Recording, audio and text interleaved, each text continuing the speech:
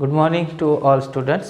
तर आपण हॉर्मोन्सविषयी बोलतो आहे, ज्यामध्ये आपण एंडोक्राईन ग्लँड्सविषयी आणि प्रत्येक ग्लँड्समध्ये आपण पिट्युटरी ग्लँड पाहिलेला आहे मागच्या क्लासमध्ये. थायरॉईड पाहिला, त्याच्यानंतर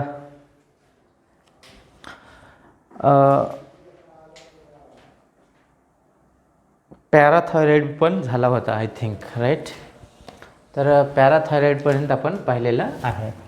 तर आपण त्यामध्ये थायरॉईड जो पाहिला तुम्हाला द्यायचं राहिलं, थायरॉईड ग्लँड जो आहे याला ओळखलं जातं लार्जेस्ट एंडोक्राईन ग्लँड म्हणून. ओके, लार्जेस्ट एंडोक्राईन ग्लँड म्हणून ओळखलं जातं. आणि बॉडीमधला लार्जेस्ट ग्लँड म्हटलं म्हणजे बॉडीमध्ये जर कोणता लार्जेस्ट ग्लँड असेल तर तो आहे आपला liver. Okay, liver is the largest gland. Okay, largest gland आणि लार्जेस्ट एंडोक्राईन ग्लँड नावं लक्षात ठेवायची, कन्फ्युजन नाही. आपल्याकडं लार्जेस्ट स्मॉलेस्ट एंडोक्राईन ग्लँड कोणता आहे तर तो पिट्युटरी ग्लँड आहे. लार्जेस्ट एंडोक्राईन ग्लँड कोणता आहे तर तो थायरॉईड ग्लँड आहे.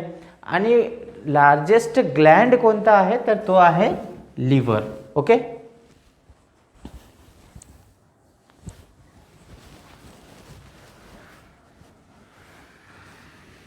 आता पॅराथायरॉईडच्या नंतर आपल्याला बघायचं आहे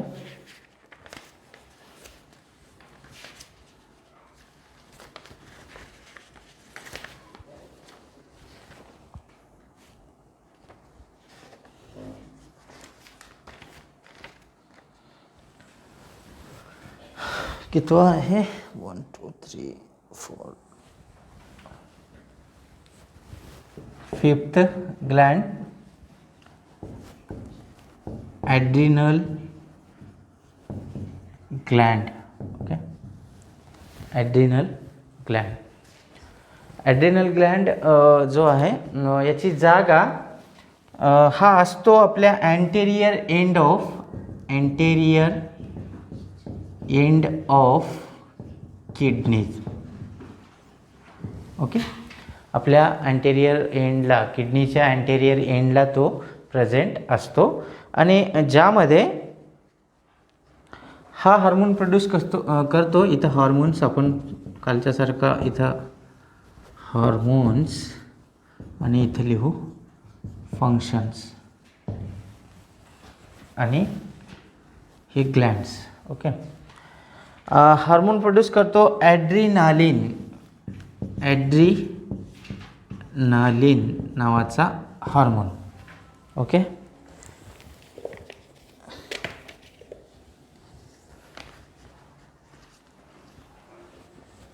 ॲड्रिनालिनला अजून एक नाव आहे. It is also called as emergency hormone म्हणून देखील ओळखलं जातं. It is also called as emergency hormone. कोणाला? ॲड्रिनालिनला. तर याच्यामध्ये याचं काम काय आहे? Control the behavior during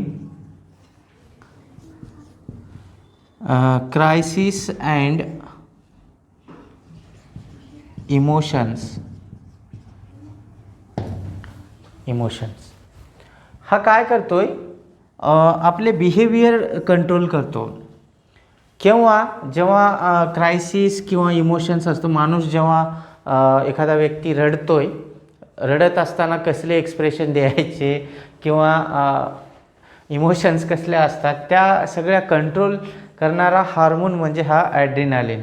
suppose करा आपल्या शेजारी कोणीतरी वारलेलं आहे, त्याची डेथ झालेली आहे आणि आपण तिथं जाऊन हसू लागलोत, तर हे तुमच्या हार्मोनल चेंजेसमध्ये जर फरक पडला तर तसं होऊ शकतो. आता सपोज करा की ठीक आहे तुम्ही रडताय, पण रडत असताना तुमचा चेहरा हसल्यासारखा दिसतोय, हो हो हो, आता मग ते कोणाला खरंच नाही वाटणार. की तुम्ही काय करताय. तर त्या प्रकारचे बिहेवियर जे आहे कंट्रोल करतं हा ॲड्रिनालिन, किंवा याला म्हटलं जातं एमर्जन्सी हार्मोन. एमर्जन्सी हार्मोन म्हणजे जो एमर्जिक कंडिशन्समध्ये डिसाईड करणारा, याला म्हणू आपण जेव्हा आपण एक्सायटेड होतो, ओके, एक्सायटेड कंडिशन्स सिच्युएशन्स असतात, एमर्जन्सी सिच्युएशन्स, तेव्हा ते डिसिजन घेऊन देतो. सोबतच काय करतो, ही कंट्रोल करतो आपल्या बिहेवियर, कुठं रडायचं कुठं हसायचं, या गोष्टी ज्या असतात त्या याच्यावरती डिपेंड करतात. अजून काय करतो,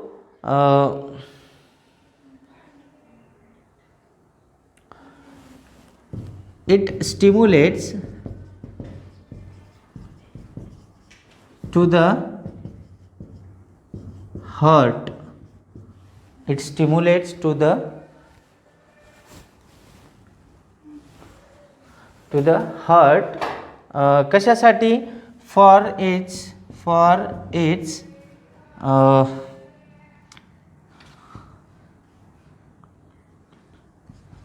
conducting tissues and movement process.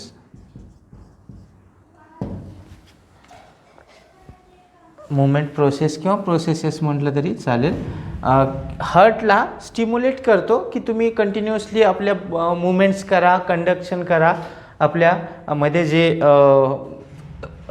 काय म्हणतो आपण त्याला, हार्ट बीट्स होतात, कॉन्ट्रॅक्शन रिलॅक्झेशन टाईप, ते कंट्रोल करण्यास देखील ॲड्रिनालिन जो आहे तो यूजफुल आहे. जसं की आपण सांगितलं एक्सायटेड स्टेट, असं एकदमच अचानकच काहीतरी जास्तच एक्सायटेड, खुशी झाली, काहीतरी लॉटरी लागली, लगेचच आपण ते एक्सायटेडपणा जे असतं ते पण हे कंट्रोल करतं. हे कंट्रोल केलं म्हणजेच काय, आपलं हार्ट तेव्हा हार्टबीट्स पण वाढतात. आपल्याला माहिती आहे एखादी खुशी आली, काही जण खुशीमध्येच मरून जातात, हार्ट अटॅक येतो. ते कसं काय होतं, तर हा हार्मोन याला पण स्टिम्युलेट करतो, हार्टला स्टिम्युलेट करतो. म्हणजे का, हार्टकडे तशी क्षमता पण पाहिजे. एखादा आपल्या खूप जवळचा व्यक्ती आहे आणि त्याची डेथ झाली, तर त्याला आपल्याला सहन करण्याची क्षमता पाहिजे. किंवा आपल्या व्यवसायामध्ये जर खूप मोठं नुकसान होत असेल, किंवा आपण खूप आता ह्या आपल्याला माहिती आहे या कोविड-19च्या सिच्युएशनमुळे खूप लोक असे म्हणजे लॉसमध्ये आहेत, त्यांचा बिझनेसेस बरेचसे ठप्प होते. तर त्या कंडिशन्समध्ये जे स्वतःला म्हणजे त्यामध्ये जे डिप्रेशनमध्ये जातात, तर ते जे सगळे इमोशन्स वगैरे जे असतात ते इथं कंट्रोल केल्या जातात बाय द ॲड्रिनालिन. आणि त्यांचा हार्ट जो आहे तो देखील स्टिम्युलेट केला जातो बाय द ॲड्रिनालिन. आणि जर समजा याचं कंट्रोल नसेल यावरती, तर त्यांना हार्टचा जो कंटिन्युअस पंपिंग आहे त्यावरती पण परिणाम पडू शकतो. अजून एक हार्मोन प्रोड्यूस करतो हा second hormone, cortico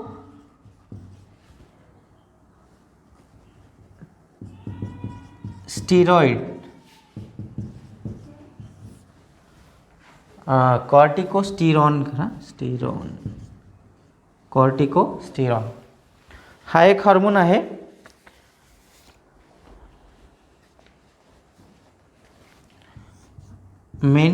it maintain the sodium potassium level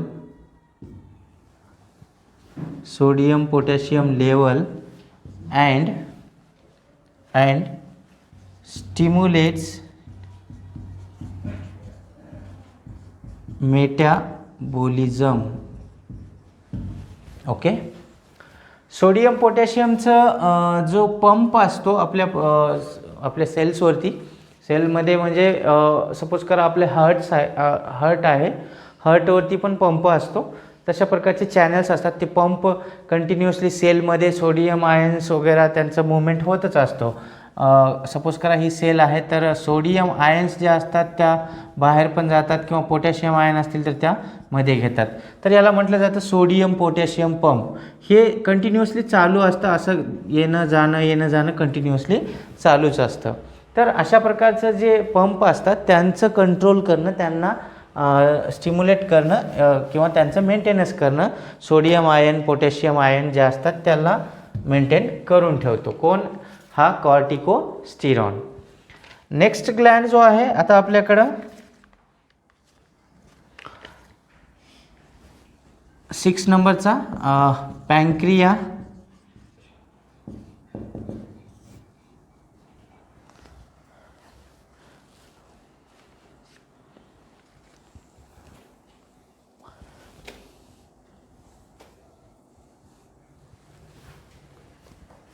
हे कुठं असतं तर आपल्या इथं लिहूया आपण, बिहाइंड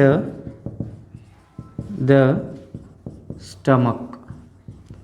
बिहाइंड म्हणजे त्याच्या पाठीमागच्या साईडला जो आहे तो लोकेशन सांगितलं आपण. कोणाचा? पॅन्क्रियाचा. पॅन्क्रियामध्ये 4 प्रकारचे सेल्स असतात, 4 टाईप्सचे सेल्स असतात. त्यामध्ये देर आर 4, इथं लिहूया आपण 4 types of cells present in pancreas. Okay. त्यामध्ये फर्स्ट टाईप जे असतं अल्फा सेल्स.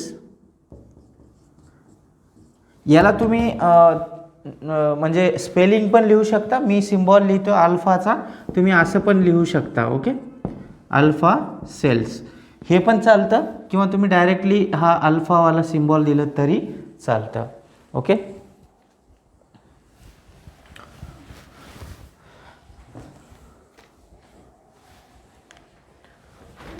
सेकंड टाईपचे सेल्स असतात बीटा सेल्स. थर्ड टाईपचे सेल्स असतात डेल्टा सेल्स. मी स्पेलिंगच इथं फक्त सिम्बॉलच लिहितोय, तुम्ही स्पेलिंग्स पण लिहू शकता जर तुम्हाला इच्छा झाली तर. नाही म्हणता तुम्हाला जर तुम्हाला मीच काय कोणी जर विचारलं डेल्टाचा सिम्बॉल लिहा तर तुम्हाला लिहिता आलं पाहिजे. असं होऊ नये की तिथं मग कसा तरी होता, हे डेल्टा असा आहे मी इथं काढला आणि तुम्ही तिथं काढाल असा. ओके. तर ते कन्फ्युजन करून घ्यायचं नाही, सिम्बॉल्स व्यवस्थित लक्षात ठेवायचे तरच. जर तुम्हाला सिम्बॉल लक्षात राहत नसतील तर त्याच्या नादी पडू नका. फोर्थ टाईप जे असतात पीपी सेल्स असतात, पॅन्क्रियाटिक पॉलिपेप्टाइड सेल्स म्हणू आपण त्यांना, पीपी सेल्स. और यांना असं म्हटलं जातं F cells. F, capital F घ्यायचा, सेल्स. तर असे 4 प्रकारचे सेल्स आणि 4 प्रकारचे हार्मोन्स प्रोड्यूस केल्या जातात या ठिकाणी. हार्मोन्स, काही प्रोटीन पण आहेत या ठिकाणी, ते प्रोड्यूस केल्या जातात. तर इथं हा जो आहे अल्फा सेल, पॅन्क्रियामध्ये 4 प्रकारचे सेल्स आहेत. अल्फा सेल्स प्रोड्यूस करतात ग्लुकॅगॉन. कोणता hormone? Glucagon. Beta cells produce करतं इन्सुलिन. बीटा सेल प्रोड्यूस करतं इन्सुलिन. डेल्टा सेल प्रोड्यूस करतं सोमॅटोस्टॅटिन.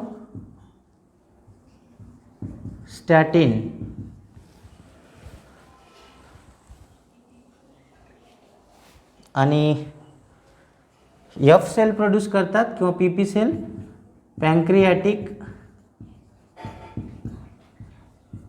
पॉलीपेप्टाइड. ओके. हे प्रोटीन नेचरचं आहे. तर हे झाले हार्मोन्स. आता यांची फंक्शन्स. हे काय करतं, आपल्या बॉडीमध्ये समजा आपल्याकडं ग्लुकोज जास्त झाला. ओके. ग्लुकोज जास्त झाला तर तो असतो कुठं? आपल्या ब्लडमध्ये असतो. ब्लडमध्ये असतो तर मग त्याला जास्त झालेल्या ग्लुकोजला ब्लडमध्ये ठेवता येत नाही, नाहीतर मग शुगर लेवल वाढला म्हणून आपल्याला डायबिटीज नावाची बिमारी होती. मग त्यासाठी हा हार्मोन यूजफुल आहे.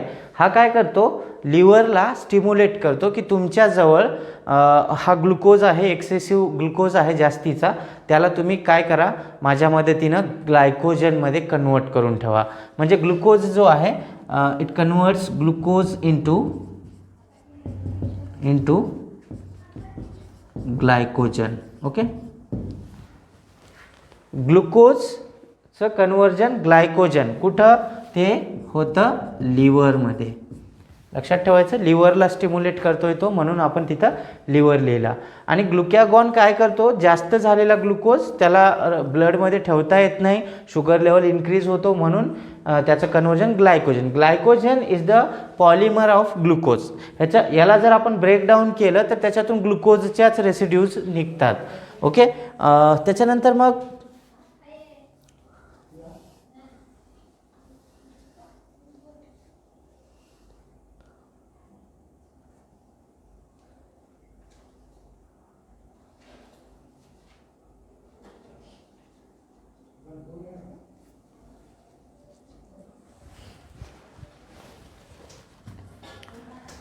इन्सुलिन जो आहे इट कंट्रोल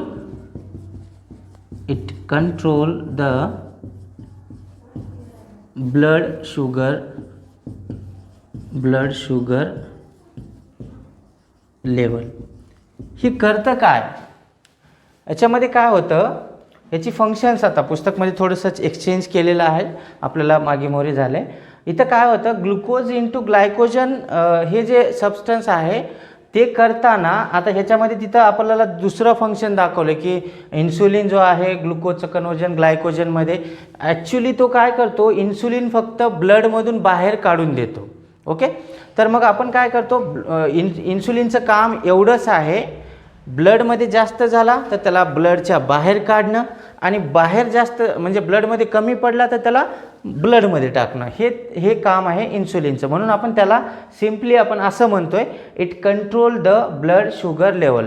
आणि ते ग्लुकोजचं ग्लायकोजन आणि ग्लायकोजनचं ग्लुकोजमध्ये करण्याचं काम ते असतं ग्लुकॅगॉनचं. ओके, तर आपण इथं स्पेसिफिक फंक्शन घेतलं, पुस्तकमध्ये बघून कन्फ्यूज व्हायची गरज नाही. इन्सुलिनचं काम फक्त आपल्याला तिथं ब्लडमधला बाहेर काढणं आणि ब्लडमध्ये टाकणं एवढं आहे, आणि इथं ग्लुकोजचं ग्लायकोजन आणि ग्लायकोजनचं ग्लुकोजमध्ये करणं हे त्याचं काम आहे. सोमॅटोस्टॅटिन यांचा लेवल मेंटेन करणं, कोणाचं, ग्लुकॅगॉन आणि इन्सुलिनचं. तर it control level of glucagon and insulin, म्हणजे यांचं प्रोडक्शनवरती तो जो आहे कंट्रोल ठेवतो. म्हणजे जेणेकरून सोमॅटोस्टॅटिन तुम्हाला माहिती आहे यांच्यामध्ये इनहिबिशन करण्याचं काम करतो तो एक प्रकारचा. याच्यामध्ये त्यांचा रेशिओ जो आहे तो एक्सेसिव्ह होऊ देत नाही कोणाचा, म्हणजे जास्त इन्सुलिन पण प्रोड्यूस होऊ देत नाही आणि जास्त जो ग्लुकॅगॉन आहे ते पण प्रोड्यूस होऊ देत नाही, जेवढं पाहिजे अमाऊंटमध्ये तेवढंच ठेवतं. ओके, हे PP सेल्स पॅन्क्रियाटिक पॉलिपेप्टाइडचं काम आहे, इंटेस्टाईनचं movement. Okay, control the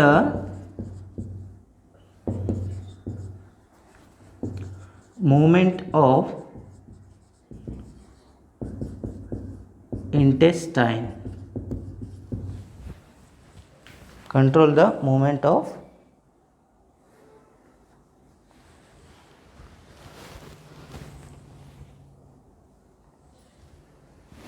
and also control the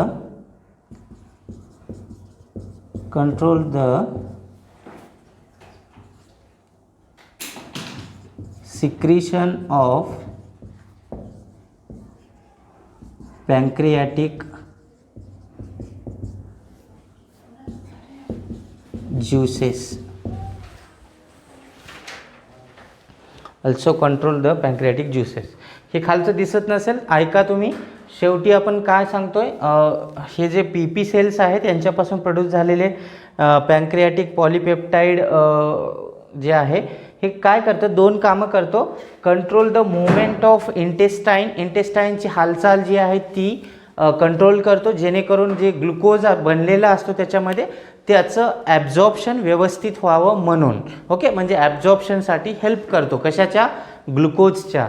त्याच्यानंतर control the secretion of pancreatic juices, control the secretion of pancreatic juices, हा त्याचा सेकंड फंक्शन. हे काय असतं, पॅन्क्रिया जेव्हा डायजेस्टिव्ह प्रोसेस चालू असते किंवा डायजेशन चालू असतं तेव्हा त्याचा ज्युसेस प्रोड्यूस करतो पॅन्क्रियाटिक सेल्समध्ये.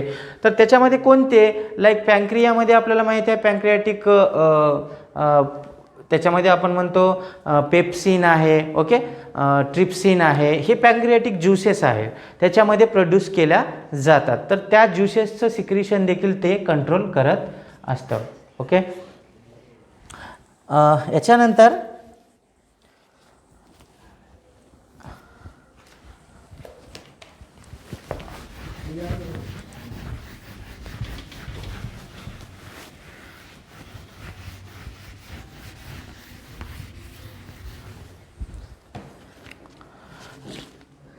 नेक्स्ट ग्लँड आपल्याकडे आहे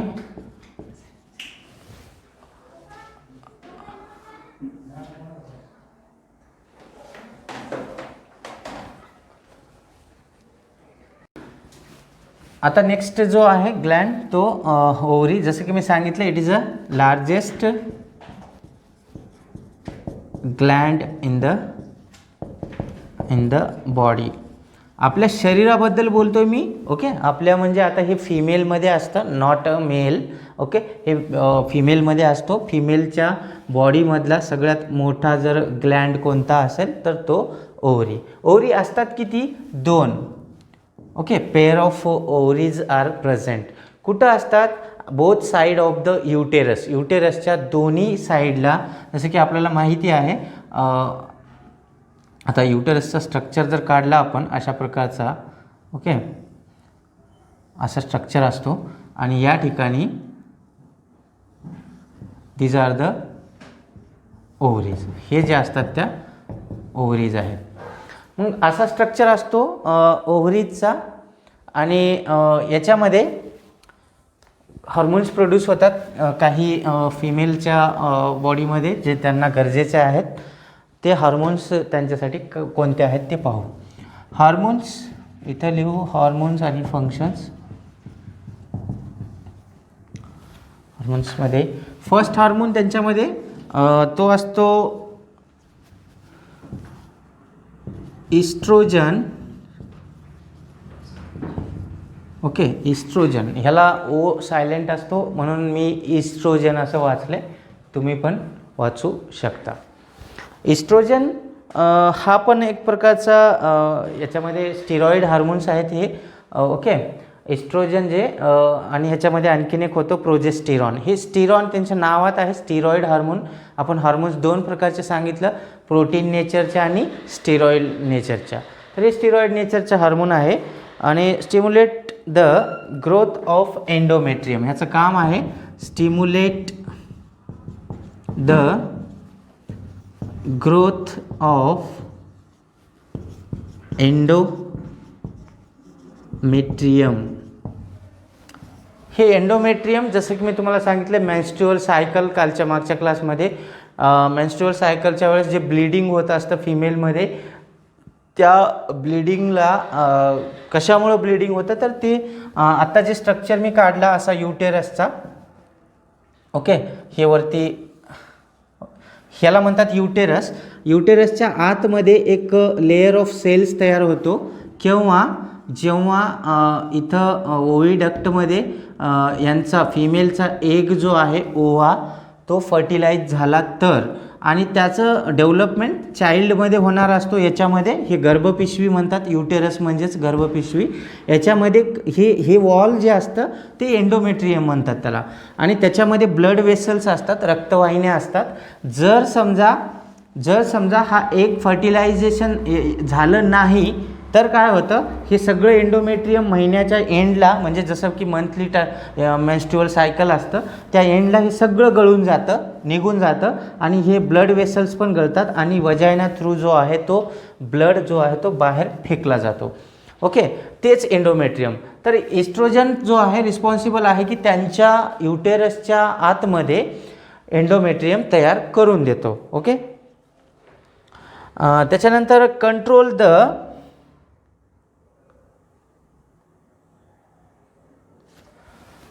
next function, control the secondary sexual characters in a female.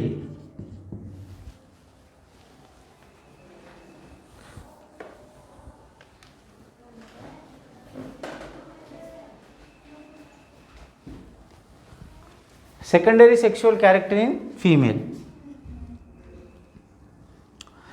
आता सेकंडरी सेक्शुअल कॅरेक्टर फिमेलमध्ये कोणते असतात?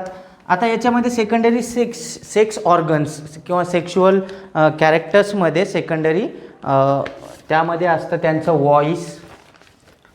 फिमेलचा व्हॉइस जर बघितला किंवा त्याच्यामध्ये असतो त्यांचा बिहेवियर. ओके, त्यांचा बिहेवियर, त्याच्यासोबत त्यांची काही ऑर्गन्सची ग्रोथ, लाईक आपण ब्रेस्ट म्हणू. ओके, ब्रेस्ट ची जी ग्रोथ होती ती सगळं जे कंट्रोल करतं हा इस्ट्रोजनच असतो, जो रिस्पॉन्सिबल आहे. अशा प्रकारचे जे सेकंडरी सेक्शुअल कॅरेक्टर असतात फिमेलमध्ये ती कंट्रोल केलं जातं. जर याची कमी पडली तर मे बी इथं काही डिफिकल्टीज किंवा इथं काहीतरी प्रॉब्लेम येऊ शकतो किंवा त्यांच्या बिहेवियरमध्ये थोडंसं चेंजेस होत असतात. ओके, हे काम आहे इस्ट्रोजनचं. आता याच्या व्यतिरिक्त आणखीन एक हार्मोन प्रोड्यूस करतो, ओव्हरी प्रोड्यूस करते, सेकंड हार्मोन प्रोजेस्टिरॉन. हे पण एंडोमेट्रियममध्ये काम करतं, ओव्हुलेशन प्रोसेसच्या वेळेस काम करतच असतं.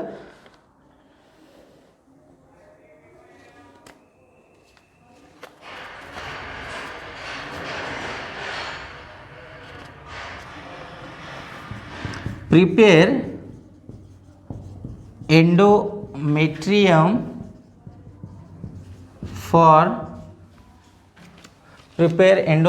for conception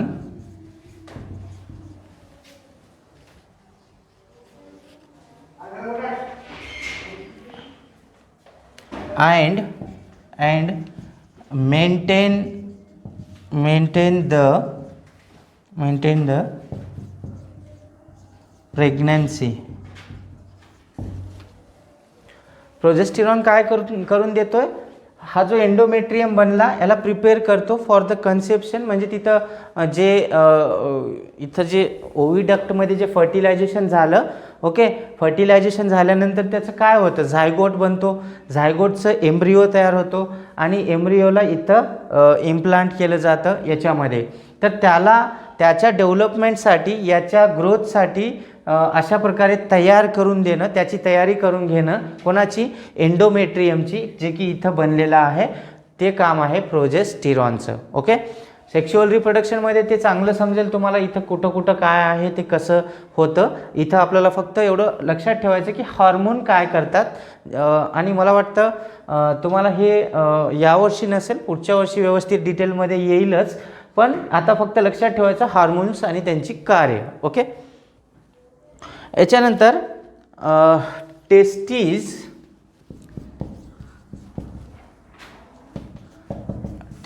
ज्या आहेत त्या. आता हे झालं फिमेलचे फिमेलमध्ये असणारा ग्लँड, आणि हा आहे म्हणजे टेस्टीज म्हणजे मेलवाले कॅरेक्टर. ह्याच्यामध्ये पण पेयर्स असतात. 2 टेस्टीज आर प्रेझेंट. किती टेस्टीज आहेत? 2 टेस्टीज आहेत. आणि यांच्यामध्ये एक हार्मोन प्रोड्यूस होतो, टेस्टोस्टिरॉन. हार्मोनचं नाव आहे टेस्टोस्टिरॉन.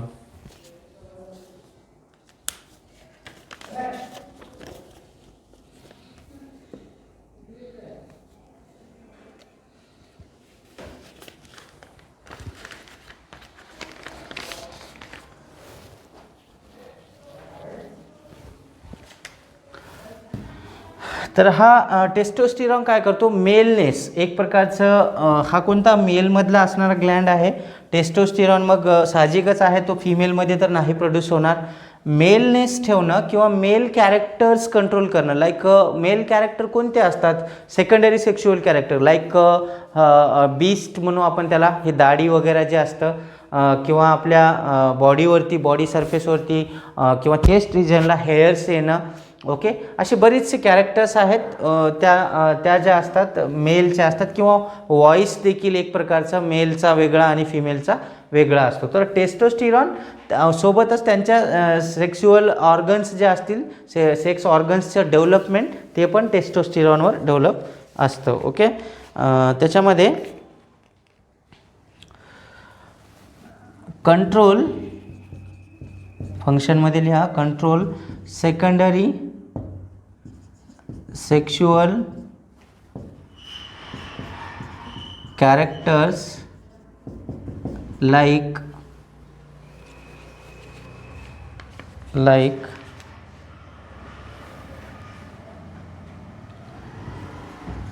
बियर्ड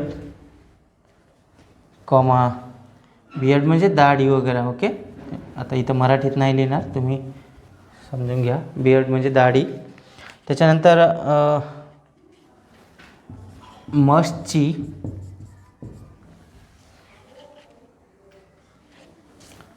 ACHE दाढी मिशी वगैरे जे असतं.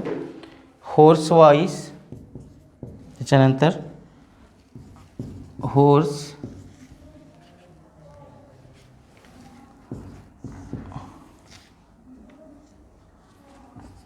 Voice,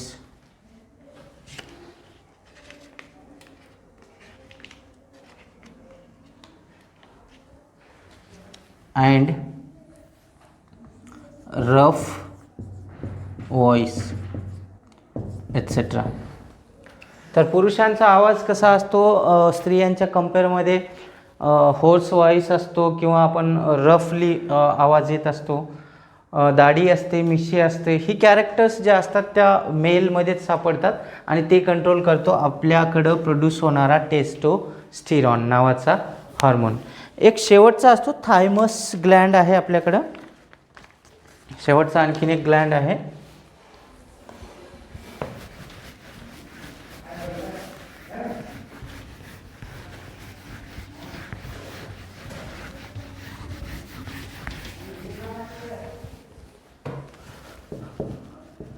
thymus.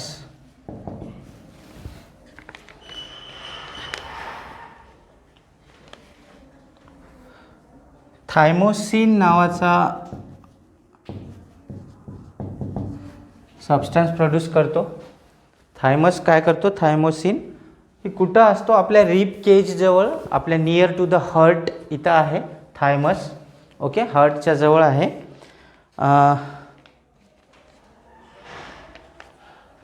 हे काय करतो,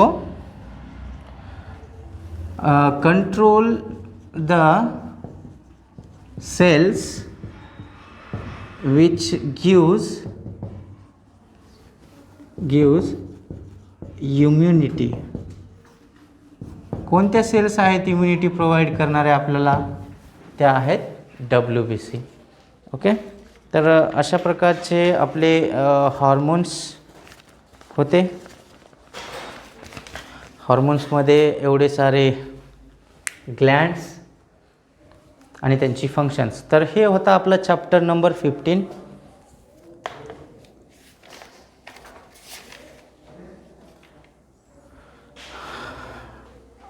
हा संपला. आता आपल्याला याच्यानंतरचे जे चॅप्टर्स असतील 23 नोव्हेंबर, जसं की मी सूचना दिलेलीच आहे तुम्हाला, 23 नोव्हेंबरच्या नंतर बाकीचे क्लास होतील. सोबतच दुसऱ्या सायन्स फर्स्टचे पण चॅप्टर्स आपल्याला आता स्टार्ट करायचे आहेत. त्यामध्ये जसं की मी सांगितले त्या पेमेंट्स वगैरे करावे लागतात शिक्षकांचे. आता तर तुम्हाला फीस भरायची आहे, परत सांगायची वेळ येऊ नये. अदरवाईज आम्हाला अनफॉर्च्युनेटली आम्हाला हे क्लास पण बंद करायची वेळ येईल जर तुम्ही फीस नाही भरलेत तर. ओके, तर तुमचे याच्यानंतरचे जे क्लास असतील तेव्हाच येतील जेव्हा तुम्ही कंप्लीट फीस भराल. कंप्लीट म्हणजे तुम्हाला फर्स्ट इन्स्टॉलमेंट दिला आहे, असं नाही की सगळीच्या सगळी फीस एकदाच भरा. पहिला इन्स्टॉलमेंट तरी भरून घ्या लवकरात लवकर. माधव सरांचा गुगल पे नंबर पण दिला आहे मी. आणि आज मी 9वीच्या ग्रुपवरती सरांनी फोटो टाकला आहे, अकाउंटचा पासबुकचा फोटो आहे. त्यामध्ये अकाउंट नंबर IFSC कोड पण आहे. त्याचा वापर करून ज्यांच्याकडं गुगल पे फोनपे आहे त्यांना तर व्हेरी सिम्पल, नंबर टाकला डायरेक्टली अकाउंटमध्ये पैसे येऊन जातात. तर एवढं काम करा, फीस भरून टाकायला हवा घरच्यांना आणि मग आपल्याला पुढं कंटिन्यू करता येईल. ओके.